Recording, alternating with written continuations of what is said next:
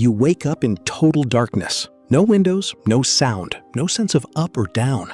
And the first thing your mind reaches for isn't your name or where you are, it's what time is it. You need that number. Without it, you don't know if you're safe or if you're already late for something that decides whether you live or die. Except there's no clock, there's no sun, there's nothing to tell you. Most people assume the body has a backup, some internal clock ticking away, keeping perfect time no matter what. That's not what happens. Strip away every external cue, sunlight, meals, other people, and your sense of time doesn't slow down or speed up gently. It collapses. Within days, some people have slept through what they thought was a single afternoon nap only to find 30 hours had disappeared. Others start living 25, 26, even 30-hour days without realizing it, drifting further from real time with every cycle. And here's the trap. The less certain you are of the time, the more your brain invents an answer anyway. Confidence doesn't drop, it stays high. You'll swear you know exactly how long you've been in the dark and be wrong by half a day. So how did anyone survive before clocks existed at all? Before sundials, before bells, before a single ticking gear?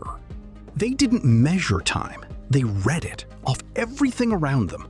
The angle of shadows, the specific birds that only sing at dawn, the tide pulling back at 1 hour and returning at another, like clockwork, because it was the clock.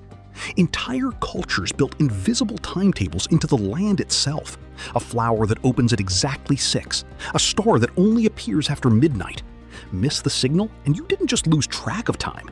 You missed the window to hunt, to plant, to flee the tide before it swallowed the shore. That's the part most people never consider. Time, before clocks, wasn't a number. It was a relationship with light, with animals, with water, with your own body's hunger.